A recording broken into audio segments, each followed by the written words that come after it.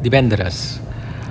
Avui toca Split i entrar a Bòsnia, travessar la frontera i començar la pista de veritat, la traça que serà per muntanya i ja prou de ciutats i prou de carretera, prou de turistes i zones turístiques, i comença l'aventura de veritat. D'hora em vaig cap a Split, una ciutat gran, també doncs, amb una part emmurallada, molt xula la ciutat, però vaig amb quad, faig una volta, m'agradaria tornar un altre dia amb quad, amb calma, per visitar-ho a fons, però Bòsnia m'espera, per lo que faig carretera i me'n vaig cap al nord.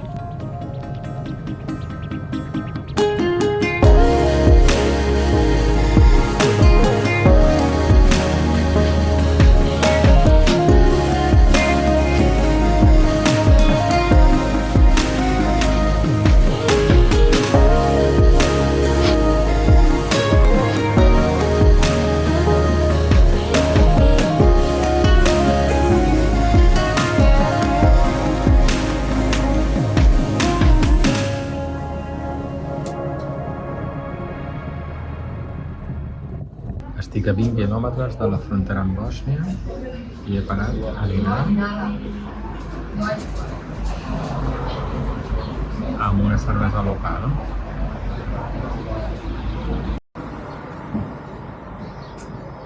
Estic a Kanin, a uns 10 o 15 quilòmetres de la frontera amb Bòsnia. M'esperen 600 quilòmetres de pista a Bòsnia. M'he hagut de desviar els últims quilòmetres, perquè m'he quedat sense benzina. Porta 25 minuts avisant de la benzina.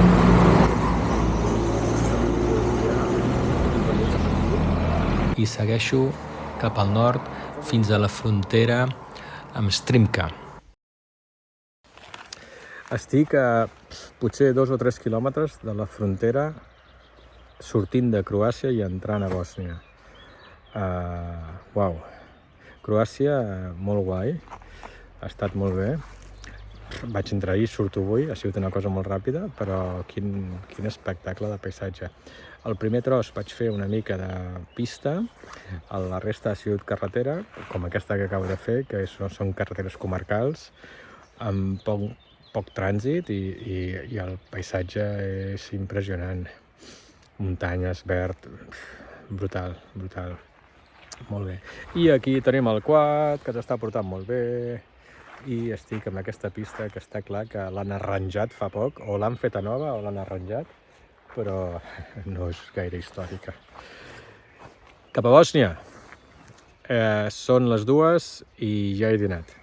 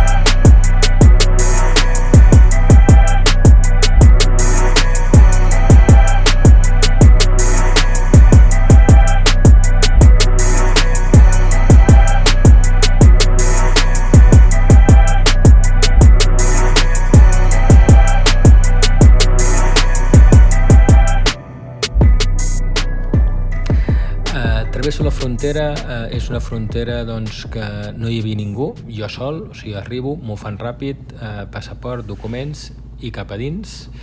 I bueno, després d'això sí que faig una mica de carretera i ja trobo la pista i ha sigut ja brutal.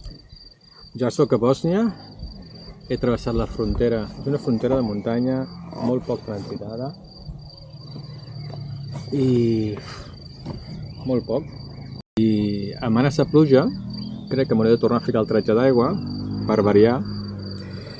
I conto que el paisatge és impressionant, és molt guapo conduir per aquesta carretera de curves amb muntanya i verd per tot arreu i espero trobar la pista aviat, i serà una pista de 600 quilòmetres, o sigui que m'espera un dia, una tarda, perquè ja són més de les 2, m'espera una tarda mogudeta que espero disfrutar-la a tope, si la pluja m'ho permet, perquè conduir per pista plovent no disfrutaré l'entorn. Provem-ho. Vinga, va. Ja he reiniciat el tablet perquè s'havia quedat penjat. Som-hi, vinga!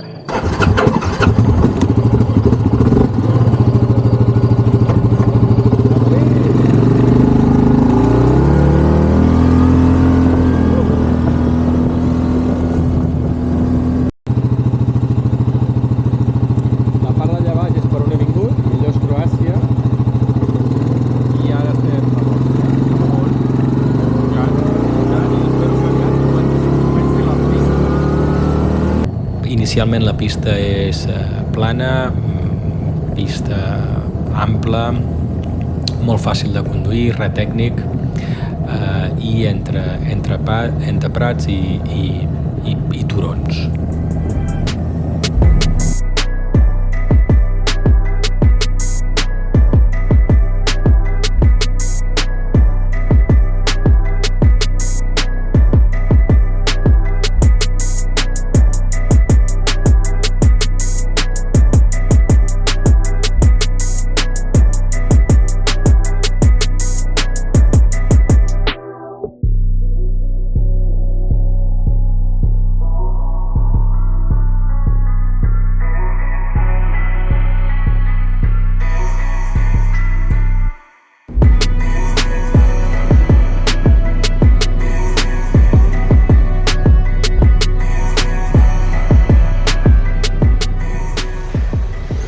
Primera benzinera a Bòsnia, el litre està a 2,56 dems al litre, i no desconec el canvi del dem amb l'euro. És d'hora encara, possiblement puc conduir unes 3 hores i m'ha dit que per canviar euros que malament. He hagut de sortir de la ruta perquè m'estava ja quedant sense benzina i ara torno un altre cop a la ruta, que està guapíssima. Aviam si puc conduir 3 hores més i fer uns 100 o 120 quilòmetres més, perquè me'n queden ara 505. Aviam si demà me'n quedessin només 400 per fer. Allà anem. A partir d'aquí canvia totalment perquè ja és muntanya, és bosc tupit. Ostres, vinc de Catalunya que feia setmanes, mesos que no havia ploure de veritat, i aquí és que cada dia plou. M'he de tornar a ficar el tratge, les pistes estan molles, plenes de bassals, hi ha molta indústria de la fusta, per lo que es veuen moltes traces i molta fusta tallada pels laterals dels camins. Les pistes estan en molt mal estat degut a la maquinària per evacuar la fusta, però és brutal el paisatge, la zona és espectacular, són boscos d'aquests túpids que m'encanten, i són hores i hores de conducció. I quan ja estava fosquejant, devia faltar una hora per entrar de nit, però com que estava gris de la pluja semblava que faltava menys, tornava a anar just de benzina. No tenia clar de poder trobar una benzinera, però finalment he trobat 3 cases de pagesos que un estava fora, i li he demanat, no parlava anglès, però benzín sí que ho ha entès, indicant-li el dipòsit de benzina, i m'ha vingut a dir doncs, que tirés recte i i que hi havia una ciutat, he entès, és el que he fet per carretera, perquè ja davant ja hi havia carretera, i he arribat a la població de Cuprés. Uau, fantàstic, perquè no només hi havia benzinera, sinó que hi havia un hotel.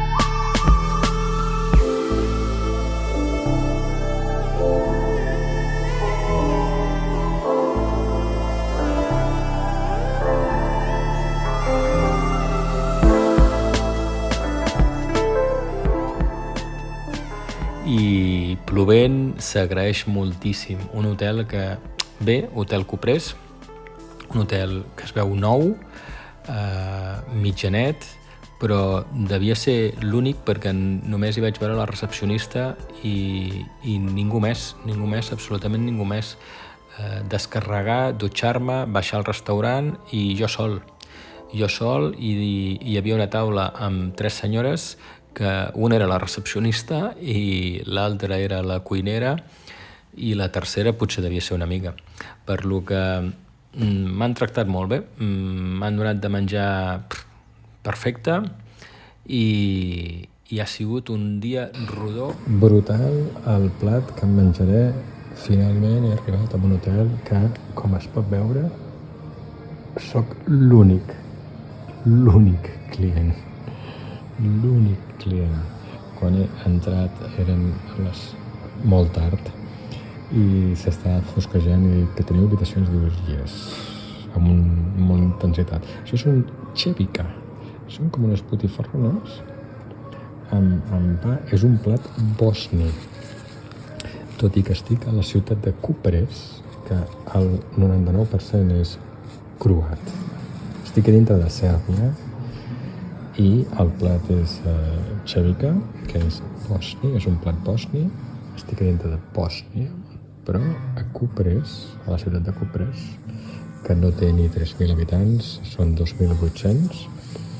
La població és 99% croata. I veus banderes croates per tot arreu. No veus ni una, excepte la ciutat, que és Bòsnia. He fet moltíssims quilòmetres, he deixat Croàcia enrere, s'ha acabat la carretera, les zones turístiques i ha començat la pista de veritat i, a més, espectacular.